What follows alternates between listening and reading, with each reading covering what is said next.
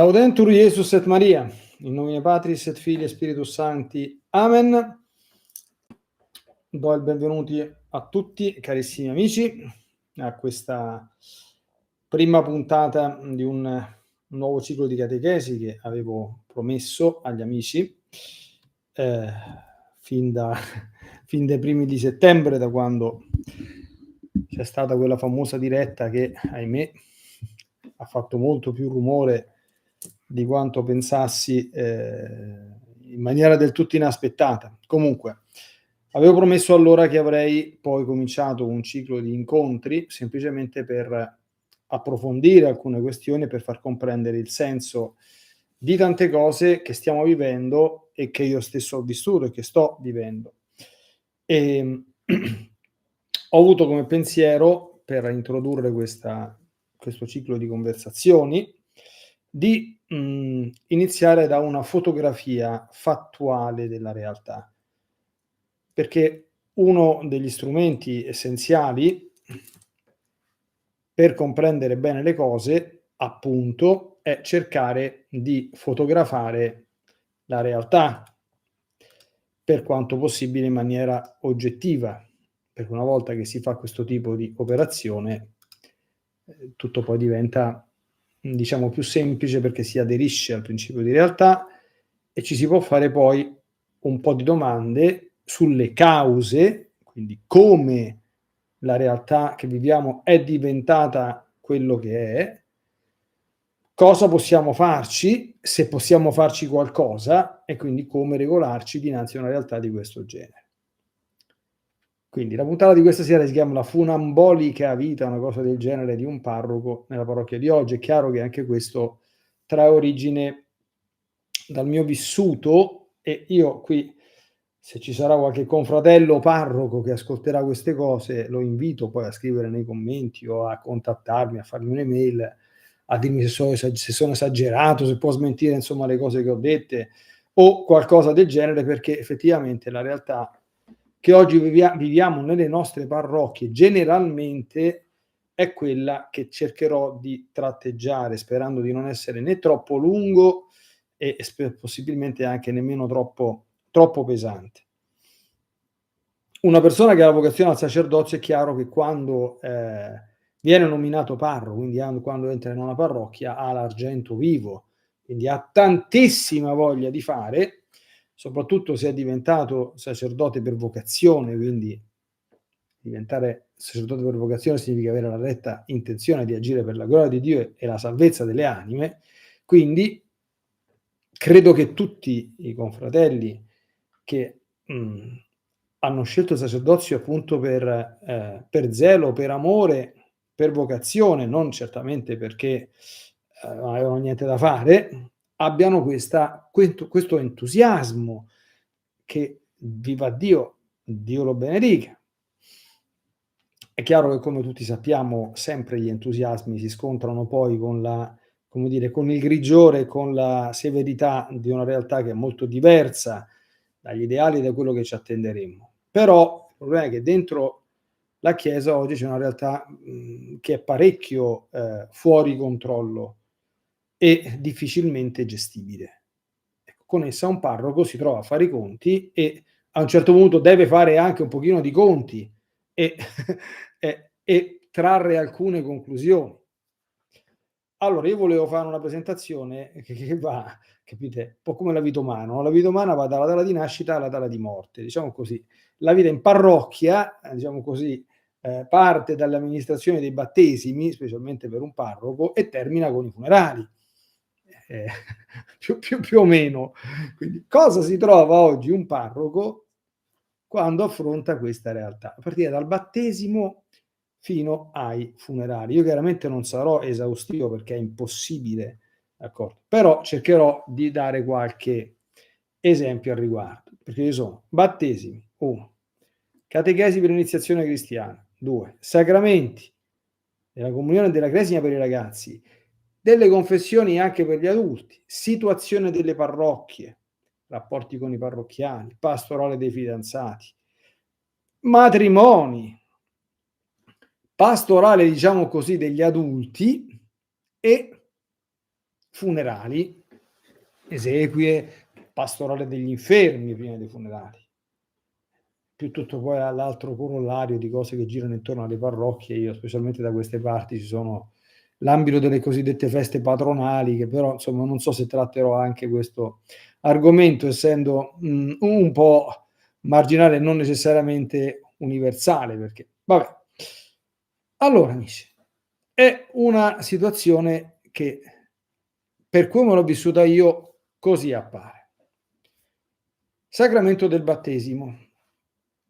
I battesimi oggi vengono amministrati a bambini generalmente non appena nati, quindi a diverso tempo di distanza, che può andare, quando va bene, ce ne sono pochi che stanno 3-4 mesi, fino a 7-8 mesi, 1 anno, età più frequente, a volte anche di più, anche 3, anche 4, eccetera. Figli che nascono sempre più spesso da situazioni che si chiamano così irregolari, quindi non da matrimoni religiosi, da convivenze, da matrimoni civili o da matrimoni di persone che hanno sfasciato un matrimonio e si sono risposate, eccetera. Questo ovviamente, come è noto, non tocca la necessità di amministrare il battesimo al bambino, perché, capite, quel poverino non ha colpa alcuna in eventuali cose di questo genere. Dentro chiaramente il battesimo girano tante cose, quindi la pastorale del battesimo, la scelta del padrino e della madrina, eventuali catechesi da fare alle famiglie e robe di questo genere. Allora, con i battesimi generalmente succedono queste problematiche. La prima guerra punica, mi si perdoni un pochino di ironia, cerco di scherzare un po' perché così lo rendiamo leggera, riguarda i padrini. In alcune diocesi sono stati addirittura tolti i certificati di idoneità perché è diventata una barzelletta. Perché mentre per quanto riguarda i genitori, anche se ci fossero delle situazioni, il battesimo deve amministrarsi, però per quanto riguarda i padrini no, perché il padrino dovrebbe essere una persona su cui è garantita, diciamo così, la fede della Chiesa che viene trasmessa attraverso il battesimo. E qui cominciano le guerre puniche. Io non vi dico quello che ho passato e che ho vissuto, ripeto, in alcune diocesi i vescovi sono giunti a togliere i certificati di idoneità, che però è una cosa che sposta il problema, perché sposta il problema dal povero parroco che ti si presenta uno a dire voglio il certificato di idoneità per fare da padrino e tu un'altra volta che lo vedi so due, al parroco dove il battesimo viene amministrato, che si ritrova lo stesso problema, soprattutto quando ci sono delle situazioni che pubblicamente sono irregolari e quindi impediscono l'accettazione come padrino. Guerre puniche. Cioè, l'ABC si fa fatica a trasmetterlo e a comunicarlo. A me è successo 2 o 3 volte in tutta la mia vita da parroco che, dopo che ho spiegato a candidati padrini che cosa comporta fare da padrino, si sono alzati e hanno detto: "Ah, io se questo è, telefono e dico che non lo faccio più". Persone di cui ho la massima stima, pur evidentemente non essendo, altrimenti avrei provato da padrini, dei cattolici praticanti esemplari, diciamo così. Poi c'è un altro problema, il fatto, la consapevolezza, questo però non impedisce di battezzare, ma si sa bene che quel bambino che dovrebbe essere educato in primis dai genitori alla fede, quasi certamente non lo sarà, perché si presentano al catechismo della prima comunione molti ragazzini che non sanno neanche fare il segno della croce, e non sto esagerando. D'accordo? Ripeto, invito confratelli vari a smentire. Amministrazione del battesimo con rito in novus sordo, che è un rito depauperato. Io ho conosciuto il vetus sordo quando Benedetto XVI, chiaramente autorizzando la messa in vetus, come dire, sdoganò anche questa realtà, e io rimasi sconvolto, d'accordo, vedendo il vetus sordo del battesimo. Tenete presente che in vetus non è possibile, per esempio, fare le cose che adesso in novus sono molto frequenti, tipo amministrare i battesimi in concomitanza con la messa. Oggi nella messa si fa di tutto. Quindi, celebrazione dei battesimi, a parte il solito discorso universale dell'abbigliamento, che ti si presentano in condizioni a volte indecenti, compresi genitori e madrine. Ovviamente è una di quelle circostanze in cui c'è gente che non mette mai piedi in chiesa, ok?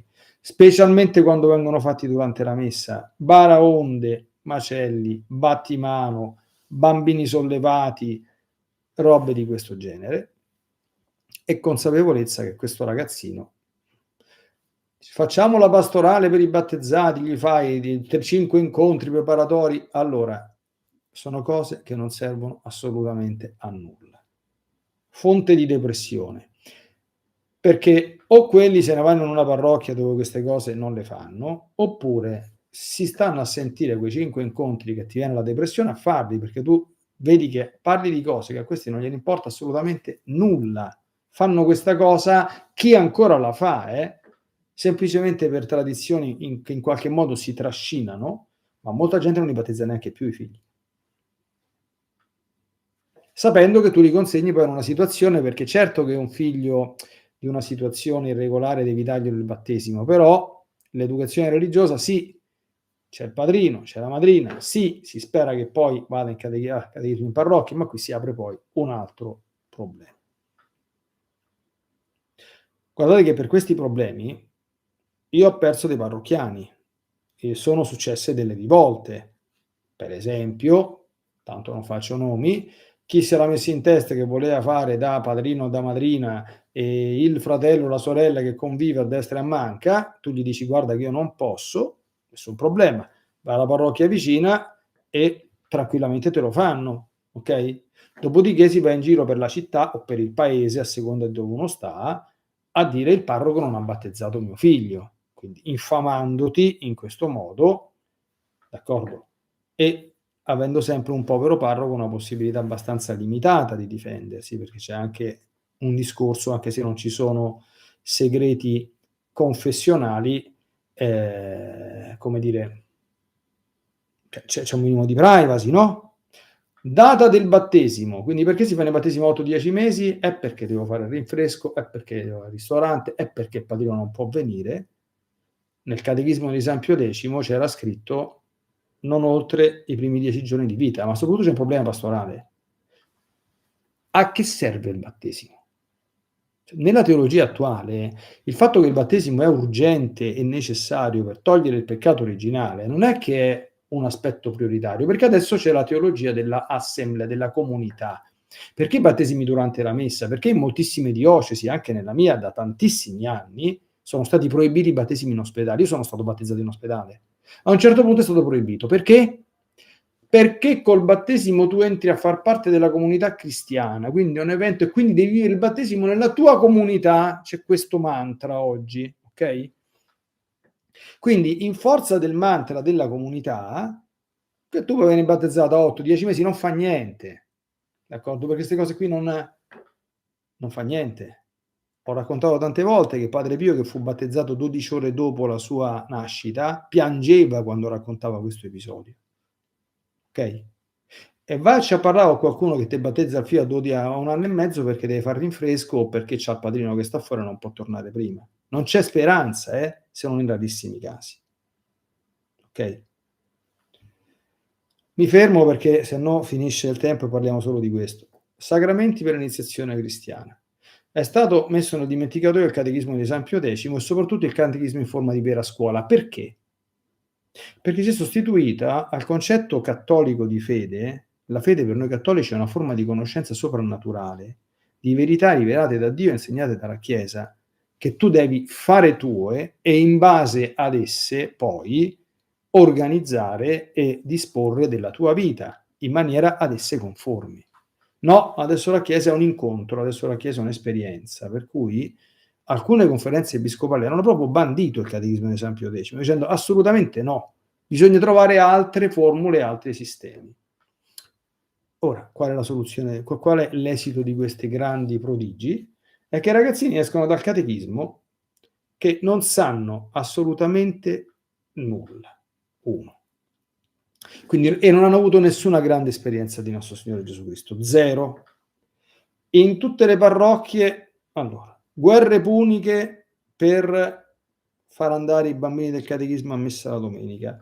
Guerre puniche per dire ai genitori che i figli non li devi accompagnare in chiesa e poi li viene a riprendere. Sistematicamente, quando è Natale e Pasqua, cioè nei periodi più importanti dell'anno, però siccome il catechismo non è scuola, perché se tu fai imparare il catechismo a memoria sei preconciliare, sei retrogrado, quindi non è scuola. Però per quanto riguarda gli orari va esattamente come la scuola, perché al 20 di dicembre finisce il catechismo, giusto? Riprende dopo l'Epifania e quindi finita la discussione. Quindi Natale, 1 gennaio, Epifania, via, con tutte le domeniche che stanno in mezzo. Quindi si fanno almeno 5 peccati mortali. Pasqua è la stessa cosa, l'estate è la stessa cosa. Alcuni parroci io ho conosciuti, si erano inventati che d'estate dovevano fare, cioè avevano una specie di pagellino con tutte quante le domeniche. Dovunque andavi tu dovevi mettere il timbro che era andato a messa la domenica e poi il parroco, se non vedeva tutti i timbri, non ti faceva fare la comunione. A questi livelli stiamo ridotti. Ok? Altro marasma. A che età, quanti anni il catechismo? Adesso le diocesi hanno tutte quante una certa autonomia di azione. Chi mette la cresima a 18 anni, chi la mette a 14 anni, chi la mette a 12 anni, chi va a fare insieme comunione e cresima, chi va a fare la comunione a 14 anni perché deve farla insieme alla cresima. Ci sono tutta una serie di cose per cui le persone che cambiano diocesi, per esempio, che si trovano altrove, sono completamente, capite, smarrite. Poi viene un altro vescovo e cambia le cose fatte dal precedente, quindi ritorna, oppure va ancora oltre, eccetera. Ma tanto questi, altra cosa normale, a meno che una persona, io lo feci a Borgo San Michele, che mi ci sono messo a fare io l'ultimo anno di catechismo e in 10 anni sono riuscito a tenere in parrocchia 50 ragazzi, d'accordo? Se no, quelli spariscono tutti, cioè vanno a fare il sacramento della cresima solo per fare pranzi, cene e regali, ok? E con la proprio volontà ferma che fatta quella cosa io sparisco dalla circolazione. Una cosa di questo genere, se tu c'hai quell'intenzione, quella cresima sicuramente è sacrilega. Adesso non c'è nessun dubbio. E ovviamente ai genitori non importa assolutamente nulla di questo. Quindi tu hai messo in moto una macchina spaventosa, catechisti, cose, impicci e imbrogli, per andare a organizzare un percorso che tanto avrà come esito la sparizione dalla parrocchia. Totale, salvo rarissime eccezioni. Okay? Salvo rarissime eccezioni. Altro problema, la confessione dei ragazzi. Oggi l'età dell'innocenza non esiste più, ma noi poveri preti come facciamo a sapere se questi fanno la comunione a 9 anni e mezzo, fanno le prime confessioni? Come glielo prepari lo schema per l'esame di coscienza? Perché c'è il pericolo che violi un'innocenza, d'accordo? Però oggi l'età dell'innocenza non esiste quasi più, con internet, con la televisione, con queste cose. Non parliamo poi della non educazione che non c'è, che a combattere con certi genitori, cioè che gli mettono l'iPhone in mano a 9 anni. Cioè, che cosa vuoi farci da una cosa di questo genere, capite? Tutti a dire dobbiamo educare i genitori, qui dobbiamo fare i corsi di formazione per i genitori, ma i genitori non ci vengono. Io l'ho fatte per anni queste cose. Quando era a Borgo San Michele, che c'era un po' più di gente, venivano il 10% dei genitori. Di questo 10%, circa il 2% si portava a casa qualcosa. Queste sono le proporzioni, se ci venivano. Ma ci sono dei tali gap e bug educativi che sti poveri ragazzini non c'è chance. Non c'è chance. Bisognerebbe fare un reset delle famiglie. Ma per fare un reset delle famiglie è impossibile farlo nelle situazioni in cui ci troviamo adesso. E adesso lo vedremo tra poco perché. Quindi questa è la situazione della catechesi per l'iniziazione cristiana. Questa. Quindi tu ti ritrovi gente che ha fatto il catechismo di iniziazione cristiana e non ha nessun tipo di voglia di vivere cattolicamente e non ha cognizione, cioè io ho fatto i test, ragazzi, l'ho detto tante volte anche in giro, che facevano la cresima, nel nome del Padre, del Figlio e dello Spirito Santo, amen. A parte che molti si fanno la croce con la sinistra, l'ultimo anno di catechismo, che non lo sanno, ma è come fanno i satanisti, e se gli chiedi quante sono le persone dell'Antissima Trinità, ti sono 4, Padre, Figlio, Spirito e Santo. Ultimo anno di catechismo. Hanno senso queste cose? Un dispendio di forze di questo genere, per che cosa? Cosa ne hai tratto? Cosa? Cosa ne hai tratto? Vogliamo parlare della liturgia, le cosiddette messe dei giovani, la messa novus sordo. Qualcuno mi ha chiesto di farci un ciclo di catechesi a parte e ci sto pensando. Perché molta noi amici, cioè, quello che è stato fatto in questi anni è stato, come dire, la tecnica dell'oblio, cioè sono passati tanti anni adesso dal pre-concilio Vaticano II, tantissimi. Per cui se non ci fosse stato Ratzinger e il suo motu proprio, molti sacerdoti come me, quindi che non sapevano neanche che esistesse il movimento tradizionalista, non avrebbero, si sarebbero continuati a stare in una realtà di questo genere, quindi a impazzirsi senza sapere che la Chiesa Cattolica per secoli è stata altro da questo.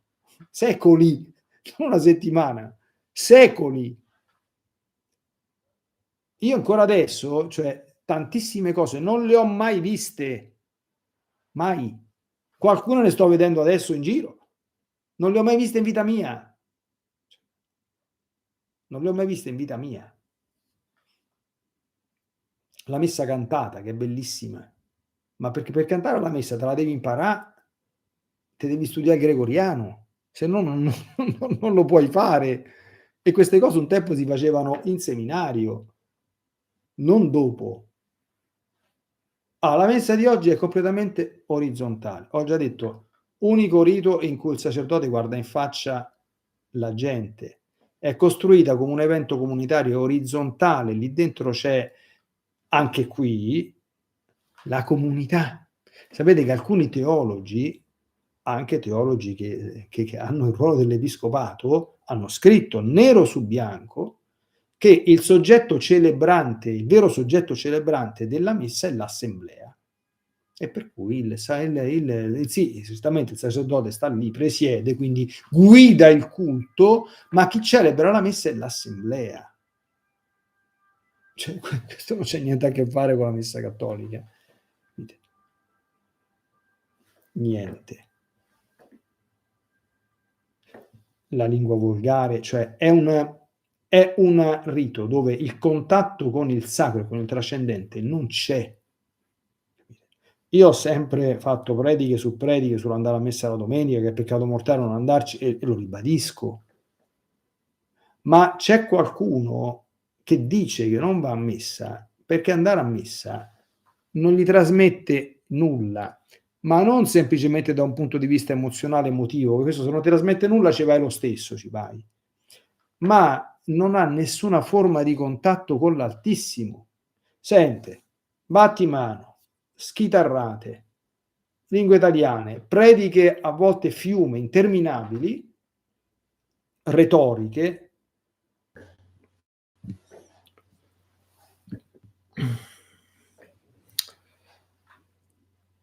Allora amici, non so cosa sia successo, se state ancora in linea, adesso mi ha fatto anche riconnettere.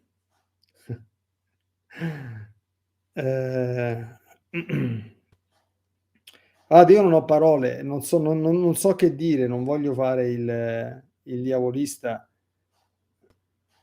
ma sto avvertendo che siamo di nuovo in diretta.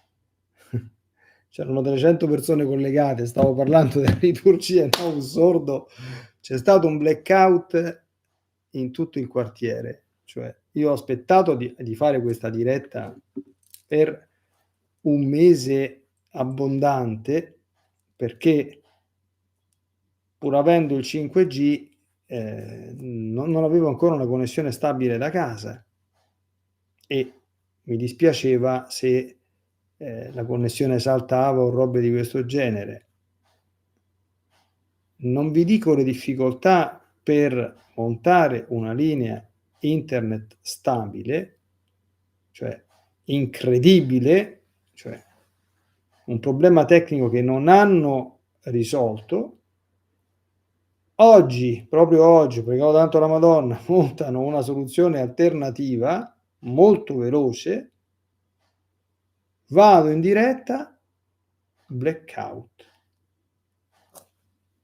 Cioè, ripeto, io non voglio fare il diavolista, non voglio, però, cioè, ragazzi, io non ho parole sinceramente. Adesso sto prendendo un pochino di tempo perché finiamo sta diretta, poi spero da YouTube Studio di riuscire a, come dire, si dovrebbe riuscire a togliere tutto quanto il tempo in cui c'è stata la pausa, ma io, amici miei, non ho parole, non ho parole. Non so che dire. Quindi siamo arrivati al catechismo dell'iniziazione cristiana e alla liturgia Novus Ordo. Stavo dicendo, perché mi ricordo bene, che purtroppo ci sono alcune persone che abbandonano la frequenza della messa domenicale perché non trovano più nulla, d'accordo? E anche se questo certamente non è una giustificazione, perché la messa è sempre la messa, d'accordo? Per cui è ridotta in questo modo, sì, ma fino a quando non si conosce e non si frequenta altro e non si può frequentare altro, ci sono molte alternative, però questo è un dato che deve far pensare. Ok. Bene, parliamo di un altro argomento, dato che adesso si è riconnessa qualcuno, è incredibile. Cioè, argomento sacramento della confessione. Oggi la gente non si confessa, quasi nessuno. Chi si confessa molto male, si capisce bene che non c'è il senso del peccato nemmeno un po'. Molti fanno la confessione, pochi, specialmente le persone più anziane, per abitudine, perché gli hanno detto che comunque ogni tanto devi andarti a confessare, ma capita non di rado che non si tratta di confessioni, io sto parlando in generale, quindi cioè o sono sfoghi o sono lamentele o sono richieste di consigli o sono consulti su problemi. Capita non di rado che uno dice: ma insomma, sì, te sarai distratto qualche volta nella preghiera? No. Hai perso un po' la pazienza qualche volta? No. O persone, io non c'ho peccati, io non ho fatto niente di male, non ho ammazzato, non ho rubato nessuno, di che ci sei venuto a fare? A questo punto, perché ogni tanto bisogna venire comunque a confessarsi, sì, ma non ti sei confessato. Cioè, è mortificante, è umiliante, d'accordo? Un tempo si insegnava, ma oggi questo non si può fare, però si dovrebbe fare, ma non si può fare, perché se ti azzardi a farlo anche con le leggi che ci sono in giro, anche civili, e senza nessuno che poi ti difenda, ed essendo tu poi vincolato al sigillo sacramentale, diventa un problema. Perché una volta, se andate a leggere i manuali anche di Sant'Alfonso, il sacerdote interrogava il penitente, cioè nel senso che gli faceva interrogatorio, cercava di aiutare il penitente in diretta a farti l'esame di coscienza, se questi non era in grado di farlo. Ma poi pensate che si possa fare una cosa del genere oggi? Le persone si offendono e possono anche prendersela molto molto a male e come al solito possono andare a fare le solite lamentele, ma potrebbero anche fare di peggio di questi tempi, capite? Perché non si sa che come si sta a combattere. Ora, a fronte di questa penuria di confessioni, d'accordo? Io ho avuto delle esperienze differenti perché? Perché con la predicazione, soprattutto online, l'ho raccontato tante volte, persone che ascoltavano le cose che dicevo, prendevano coscienza di tante cose e facevano un cammino di conversione. In tante sono venute a farsi la confessione con me. Io dicevo: "Guarda che puoi andare dovunque, non c'è bisogno che vieni con me". "No padre, io ci tenevo". E poi magari succede anche che persone di questo genere raccontano che, cioè, quindi la stragrande maggioranza della gente non si confessa o si confessa male. Poi trovi uno che si confessa bene, che vuole confessarsi, magari fare la confessione generale, non c'ho tempo, oppure gestisce la confessione generale in maniera che non si può gestire in questo modo. Questo è quello che raccontano i fedeli, d'accordo? Non lo dico io. A fronte di questo, file interminabili per fare la comunione, vanno tutti a fare la comunione. Come stanno conciati in chiesa non ne parliamo assolutamente. Oggi per ottenere, io lo so, io quello che ho passato, cioè che una persona si presenti in chiesa almeno, dico d'estate, con le maniche corte e almeno i pantaloni lunghi, che per una donna non andrebbero bene, per un uomo i jeans non andrebbero bene, okay? Non andrebbero, non vanno, ma non si può arrivare a questo, capito? Perché nelle chiese dove lavorano tanti confratelli, dove sono stato tante volte, d'estate smanicate, sbracciate, scollate, attillate, panze de fuori, anche durante la messa, certo, anche durante la comunione, certo, e te viene così uno durante la comunione che fai? La mandi via? Io vi dico che hanno scritto al vescovo per questo motivo qui, più di una volta, d'accordo? E non sempre si incontra, uso un eufemismo, comprensione, perché tu vieni rimproverato, ma tu vedi, sei poco accogliente, sei poco disponibile, adesso questo se ne sta male, questo non viene più, o robe di questo genere. Quindi si confessa quasi nessuno, si confessano male, lo comunionano tutti, tant'è vero che devi prendere ministri su cose, su impicci, su imbrogli. Quante volte ho detto durante le catechesi? La mia nonna mi raccontava che la comunione ai tempi non se la faceva quasi nessuno, quasi nessuno. Cioè, a messa andava il 90% della gente, si dava la comunione in ginocchio, sulle balaustre. La Chiesa m'ha istituito i ministri straordinari della Santa Comunione, laici che vanno a toccare il corpo di Cristo, che è una cosa normalissima adesso, eh. Io non li ho mai avuti in parrocchia, ma o sono stato in condizione di poterle non avere, ma quando ero viceparroco i ministri c'erano. E non mi sono trovato, perché poi mi sono stato trasferito, quindi nelle parrocchie dove sono stati non ce li ho trovati, quindi non ce li ho fatti arrivare, ma se fossi stato in una parrocchia dove ce li avessi trovati, vedendo quello che facevano e come gestiscono la cosa in certe situazioni, che cosa faccio io? Che considerano quasi un obbligo, un diritto, quello di distribuire la comunione a fianco al sacerdote, che è un gesto che, per quanto mi riguarda, toglie enormemente la sacralità dovuta al momento della comunione, che un laico la distribuisca. Però questo oggi è non soltanto permesso, ma è caldeggiato dalla Chiesa. C'è questa forma di promozione del laicato, che in realtà è una clericalizzazione del laicato, e quindi poi tu ti ritrovi tutta quanta questa gente, perché tra i fedeli che sono nelle parrocchie, una larga parte è gente che va messa ancora per tradizione, è completamente analfabetizzata, ma è gente che delle cose che tu puoi dire qualunque cosa, può anche andarci da Sant'Antonio da Padova, da un'orecchia gli entra e da quell'altra gli esce. Poi ci sono questi personaggi, quindi quelli che sono attivi, il ministro straordinario, il lettore, il direttore del coro, e questo, e quest'altro, a destra e a sinistra, e questi tu te li ritrovi come i ducetti, capito? Che accampano i loro diritti, mortificano il tuo sacerdozio, tu non puoi fare assolutamente nulla, nulla, nulla, nulla, sotto nessun punto di vista. Perché tutte queste cose sono permesse adesso, non solo che sono permesse, sono largamente diffusi. Io so che in certe diocesi d'Italia, me l'hanno detto altri confratelli, i riti di investitura delle ministre e dei ministri straordinari con camice che sembrano tipo l'ordinazione, tu sei, eccomi, tu sei, cioè delle cose impressionanti, d'accordo? Ora tutto questo è normalità, è prassi, è normale, okay? Nelle parrocchie dove c'è carenza di sacerdoti, la domenica va tranquillamente il diacono permanente, altro problema, diacono permanente, uno non c'ha niente contro il diaconato permanente, ma il diaconato permanente uxorato è un'altra novità che è uscita fuori in questi tempi.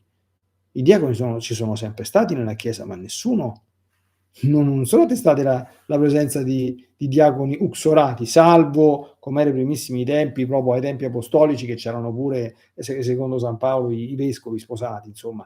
All'inizio però, quando ancora non si era maturata la coscienza del celibato, tutta questa cosa è finita. Okay? Quindi mandano il diacono permanente a fare la liturgia della parola con la distribuzione della comunione senza la messa. Ovviamente questo avviene in casi di emergenza perché anche i preti non ci sono più.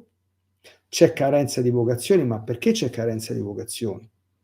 Primo perché il prete oggi non sa più, non è più prete, non è l'uomo di Dio, non è l'uomo del sacro. Il prete si trova a non sapere più chi è, ad avere una formazione completamente modernista dentro i seminari di oggi, completamente, d'accordo? E tutte le sue funzioni tradizionali sono tutte quante più o meno state prese dai laici,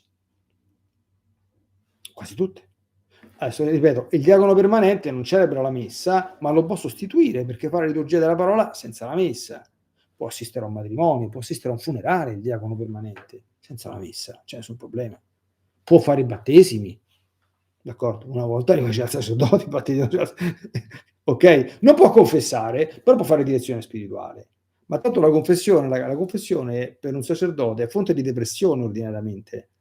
D'accordo? Perché sono gestite in questo modo, almeno nelle parrocchie dove sono stato sfortunato io, i miei confratelli per favore mi scrivano, ok? Io ho avuto delle bellissime esperienze, ma tutte con persone che avevano fatto un cammino. E molte di esse, cioè, è la verità, raccontavano che avevano elaborato queste cose perché magari si erano sentite le catechesi sui 10 comandamenti, avevano scoperto che alcune cose erano peccati. Prima non lo sapevano. Questo, cioè, è prassi, è norma, ok? Quindi il sacerdote non sa più chi è e cosa deve fare. La gente vuole questo. Per questo che i preti vanno vestiti come i laici, perché non vanno più vestiti come andavano vestiti una volta, come sono vestito io, che io sono sempre stato tacciato per uno di una volta, quindi non c'è niente da stupirsi. Dovete sapere che alcune persone che mi conoscono bene, e non aggiungo altro, mi hanno detto guarda che la cosa che hai fatto tu, se l'aspettavano tutti, anche in mezzo a, che ti pensi, in mezzo ai preti, perché tu sei sempre stato uno e gli altri, perché sei sempre stato diverso, mi è stato detto da persone vicine che mi conoscono bene, perché io ho sempre cercato di vivere il sacerdozio cattolico. Io ho cercato di arginarle sempre tutte queste cose. Io le chirichette, per esempio, non ce le ho mai avute, ma è quasi impossibile non avere una cosa di questo genere oggi. Impossibile, perché sono anche queste state tranquillamente sdoganate. Io ho avuto una bellissima esperienza a Borgo San Michele con i chirichetti maschi, che ha anche una grande fucina vocazionale, ma oggi è impossibile, perché hanno sdoganato anche questo. Adesso addirittura abbiamo i ministeri laicali istituiti, per esempio un prete una volta via gli ordini minori, io non li ho mai visti. Ho visto per la prima volta una tonsura in tempi recenti, non sapevo neanche che esistesse, ma nelle strutture tradizionali ci sono ancora. Un prete diventa prete e passa per il rettorato e l'accolitato, che possono ricevere anche i laici. Sono ministeri laicali. Il diaconato lo può ricevere anche il diacono permanente. Quindi l'unica cosa che gli rimane è l'ordine del sacerdozio. Non c'è più proprio la rappresentazione del prete, del sacerdote come uomo di Dio, come uomo preso dal popolo, distinto, kleros, in greco significa eredità, significa uno che è stato preso ed è stato posto in un'altra situazione. Oggi c'è la moda del prete che è uno di noi, ok? Il prete che è uno di noi. Il prete non è uno di noi, non è come noi, il prete è l'uomo di Dio, non è uno di noi, il prete non si tratta come uno di noi e non si deve far trattare come uno di noi. Ma tutte queste cose è impossibile, d'accordo?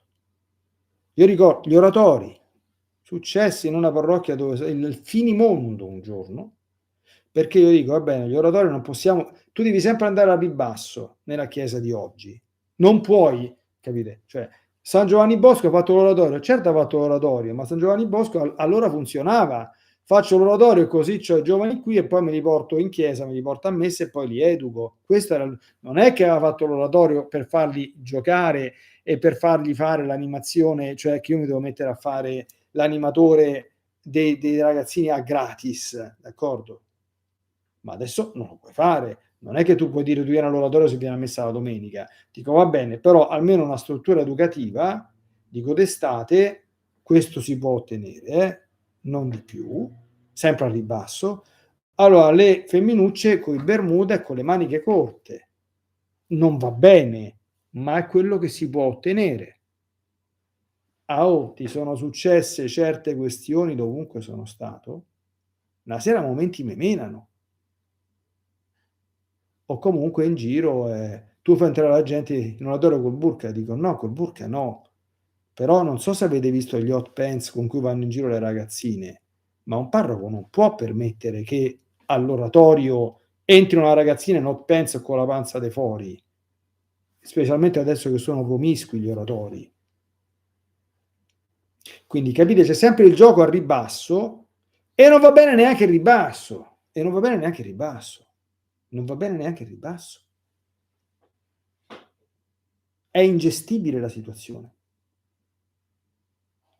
Dopodiché allora che cosa fanno molti confratelli? Per non farsi il sangue amaro e anche per non farsi nemici tutti i parrocchiani e che dopo c'hanno il carico da 90 che se si lamentano t'arrivano le randellate anche perché tu non sei accogliente, perché tu sei questo, sei quell'altro, alcuni lasciano perdere, alcuni lasciano il sacerdozio, d'accordo? Altri tirano avanti con questo senso di frustrazione, comprensibilissimo peraltro, da cui non sanno però come uscirne. Il problema è che la Chiesa è stata completamente orizzontalizzata, umanizzata, mondanizzata, non c'è più quasi niente di sacro. Ok? Quasi niente di sacro. Passiamo ai matrimoni. I matrimoni oggi, la stragrande maggioranza, questo lo sanno i parroci, di gente che si accosta al matrimonio è gente che come minimo convive, se non di peggio. Persone che arrivano al matrimonio come Santa Madre Chiesa vuole, perché la realtà è che Santa Madre Chiesa vuole anche oggi che al matrimonio si arrivi come due angioletti, senza che nessuno ti ha toccato. Rapporti prematrimoniali a go-go, convivenze a go-go, matrimoni poi, come vengono celebrati, come sono gli abiti delle spose, bianchi, poco significativi, e porno, quindi bretellina, scollature che si vede mezzo seno di fuori, schiene scoperte, nude, quindi sacrilegi commessi sotto i tuoi occhi. Io una volta anche qui a matrimonio i momenti me menano, perché avevo fatto tutte le raccomandazioni possibili, che io le raccomandazioni le ho sempre fatte, si sono presentati in maniera indecente, io me ne stavo per andare, ma succede il finimondo, ti menano. Io mi sono pentito di non essermi fatto menare, perché forse era il caso di farsi menare. Ma questo è. Allora, tu assisti a un matrimonio del genere, hai assistito certamente ad un sacrilegio, 100%. 100%, possono pure, cioè, capito? 100%. Tu stai assistendo sotto i tuoi occhi ad un sacrilegio. Sicuro, d'accordo? Non sarebbe il caso che Santa Madre Chiesa, ovviamente non per il parroco cattivo, perché tu non potresti mai fare una cosa di questo genere di tua iniziativa.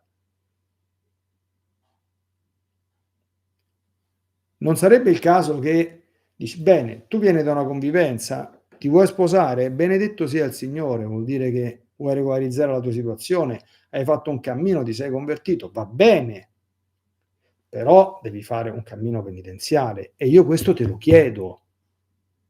Oh, ma un tempo quando c'era la confessione, non come oggi, ma i penitenti venivano iscritti all'albo dei penitenti, facevano la penitenza in pubblico fino a Pasqua, eh. Questi sono peccati gravi, sono. Quindi non c'avete figli? Bene, ognuno torna a casa sua per 3-4 mesi prima, perché tu devi anche riparare lo scandalo che hai dato, perché questo è ancora adesso uno scandalo. No che vieni al matrimonio come fanno certi, io l'ho sempre impedito, ma io l'ho viste fare queste cose. Allora, hanno già i figli, quindi portano le fedi figli e se magari ha appena partorito l'ultimo figlio si fanno matrimonio con le fedi che le portano i figli e battesimo del figlio nato fuori del matrimonio, prima del matrimonio, la messa e applausi ovviamente dopo il battesimo. E io ho sentito con le mie orecchie dire questo è un giorno di festa perché è nato una nuova famiglia, un nuovo figlio di Dio. Da chi stava celebrando? Io l'ho sentito con le mie orecchie. Ovviamente tutto normale, sono io che sono cattivo, che mi scandalizzo di queste cose, sono io che sono cattivo. Io sono sempre stato cattivo, lo sono anche adesso, sono diventato ancora più cattivo perché sono anche un grande disobbediente, uno scismatico, tutte le cose, non so, tra poco scomunicato probabilmente, quasi certamente, quindi per carità adesso sono proprio diventato cattivissimo. Adesso. Ma, ci sono abbastanza abituato, lo sono sempre stato. Io dico, sacerdoti, per favore, mi scrivano in pubblico, in privato, mettano i commenti, dirò ai miei collaboratori che moderino in fretta i commenti e dicano: Don Leonardo sta dicendo una marea di boiate, queste cose se le sta inventando perché nelle parrocchie succede tutt'altro. E vuol dire che io sono stato sfortunato, allora. O me le sono andato a cercare, oppure sono stato sfortunato. Siamo ancora fermi ai matrimoni. Vogliamo parlare della pastorale degli adulti? Io ho sputato sangue, catechismo per gli adulti, lexio biblica, sta tutto su internet.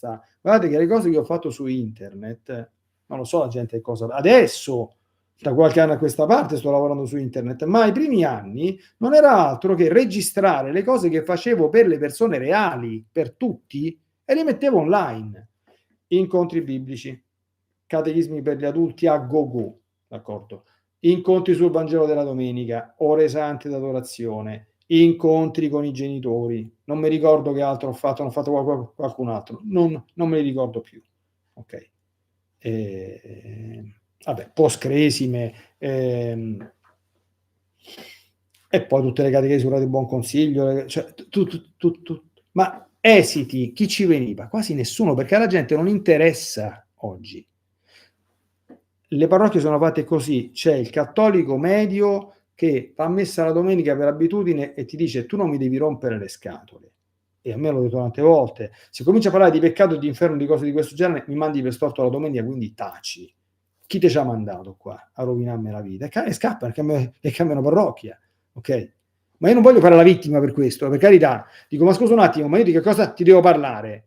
Devo parlare sempre e solo dei migranti, sempre e solo della pace, sempre e solo della solidarietà, sempre e solo che Dio è misericordioso e ci perdona tutti, sempre e solo dell'amore del prossimo. Devo fare solo questo, io questo non lo voglio fare, non serve a questo un prete. I preti non hanno mai fatto questo,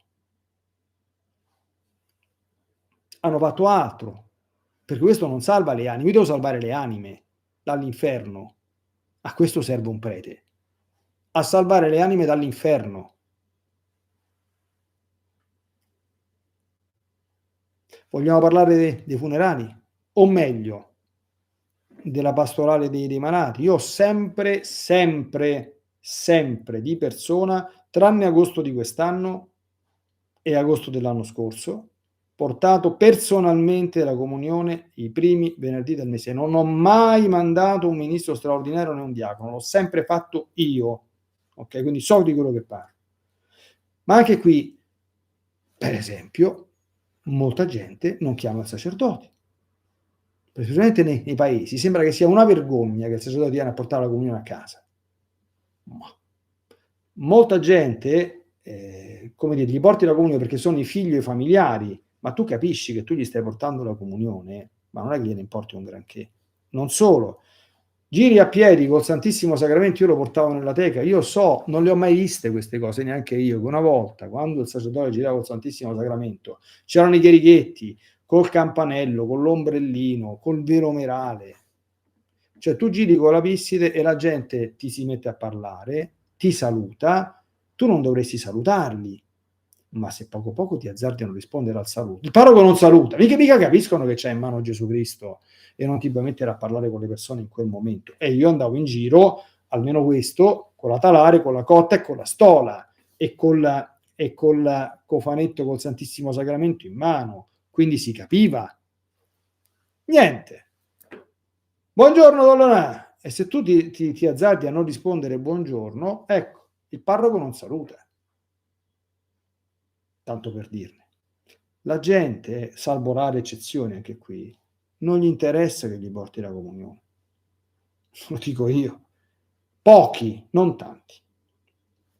Tant'è vero che la stragrande maggioranza della gente muore senza viatico, questa è la mia esperienza, senza unzione degli infermi. Anche l'unzione degli infermi è un altro sacramento depauperato, come la messa in novus.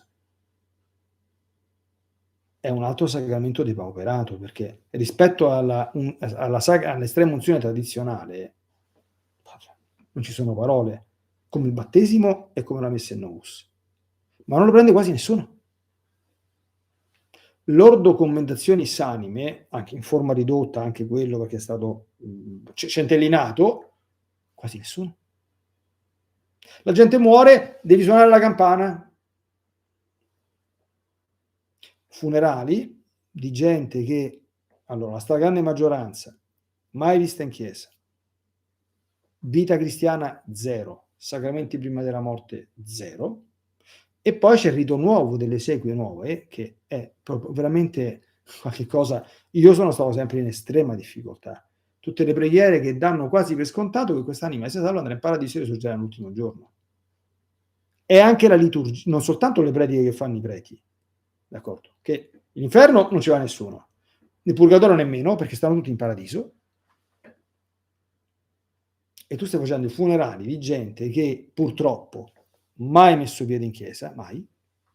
Non sai in coscienza, io non sono a posto di Dio, voglio ben sperare, però non posso neanche fare finta, capito? Non sai che dire durante l'omelia, perché tutta la gente si aspetta che tu faccia l'elogio funebre, tutti, chiunque sia quello che è morto.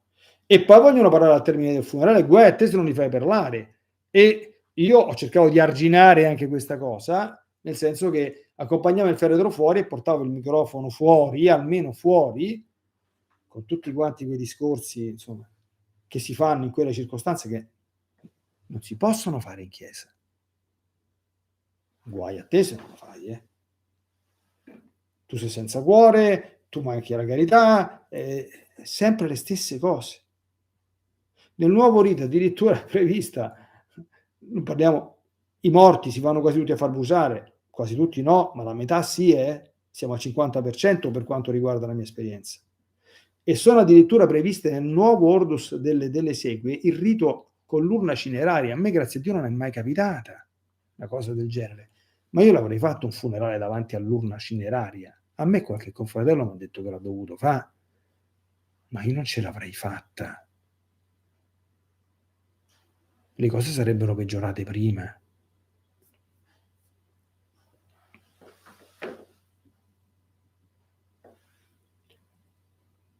Allora, questo è un pochino, come dire, un quadro, sarà un quadro impietoso? Bah.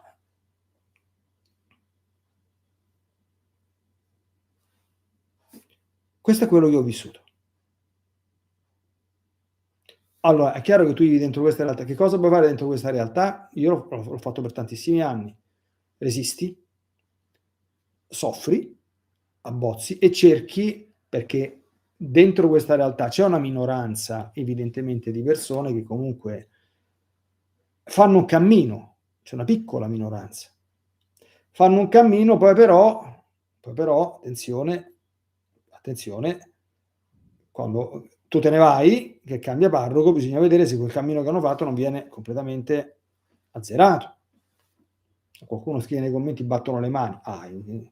Le cerimonie sono tutte quante da stadio, ma lo fanno anche nelle cerimonie pubbliche, lo fanno anche in cerimonie ufficiali con persone ben più alte di un prete. Applausi a gogo in continuazione. Non si fanno gli applausi in chiesa per nessun motivo. E guardate che uno di quelli che l'ha detto pubblicamente nell'omelia di Ostia, l'ho trovato online, è stato Giovanni XXIII, che in chiesa non si battono le mani, non si saluta nessuno, neppure il Papa. Certamente Giovanni XXIII non può essere accusato, tutt'altro, che di tradizionalismo, insomma, no? Per carità di Dio, insomma, l'aveva detto lui, perché per quanto non fosse tradizionalista, comunque aveva un'età quando dal soglio pontificio, eravamo nel 58, quindi era stato educato in un certo modo, per lui era una aberrazione una cosa del genere, come è e come dovrebbe continuare ad essere, ma purtroppo non è più. Quindi questa è la situazione. Ora la domanda a cui cercheremo di rispondere in questo ciclo di catechesi, se Dio ci aiuta, è molto semplice. Come siamo arrivati a questo? Che cosa è successo? Sì, è certo che il mondo è cambiato. Il mondo è cambiato, certo.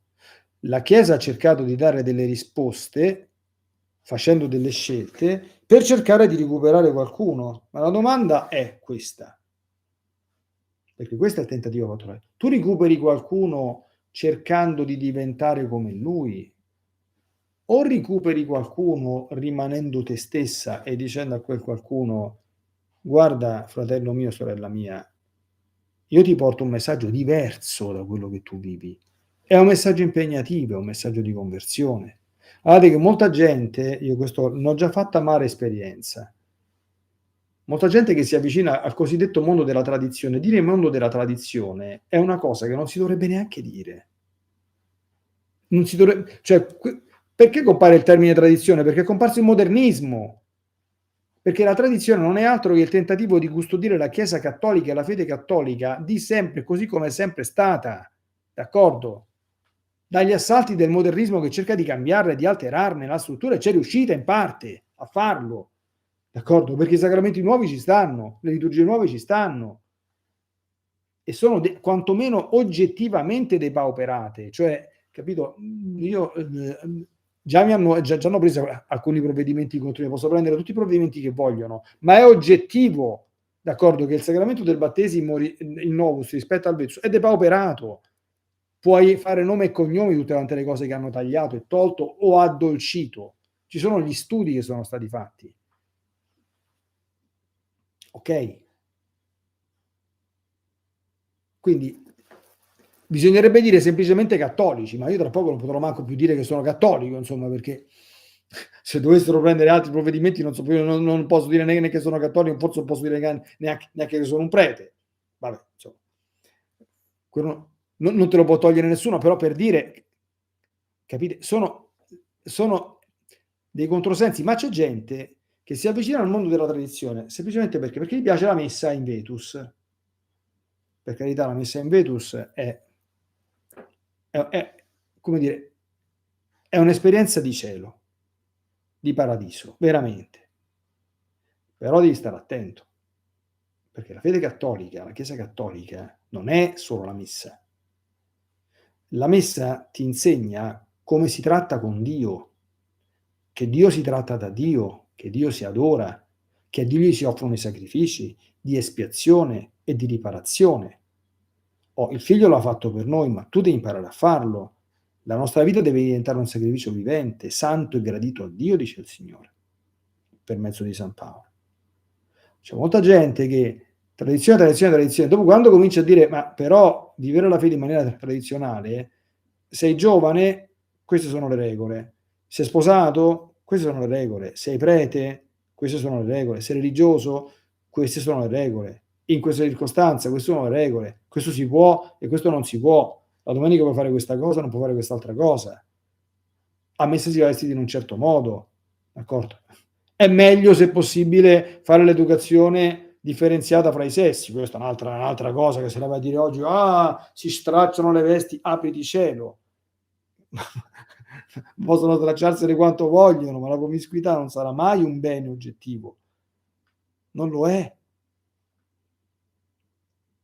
Quindi, come dire, essere cattolico, meglio che dire essere tradizionale, significa abbracciare un cammino globale. Per questo io dico, qui si tratta di fare dei reset dei sistemi operativi, delle formattazioni e delle reinstallazioni del sistema operativo. Poi tu dici, come è possibile che sia ingenerata una situazione di questo genere? Quello che si tenterà di dimostrare è molto semplice, che è proprio fallito, per questo che bisogna andare alla radice del problema, perché è proprio fallito l'obiettivo di base, cioè io per evitare di continuare la moria, la perdita di fedeli, devo cercare di fare dei passi indietro per avvicinarmi a loro. No, è proprio il contrario. Tu devi cercare di fare dei passi in avanti per avvicinarli a Dio. Devi ancora di più essere fedele al messaggio e portarli a Dio.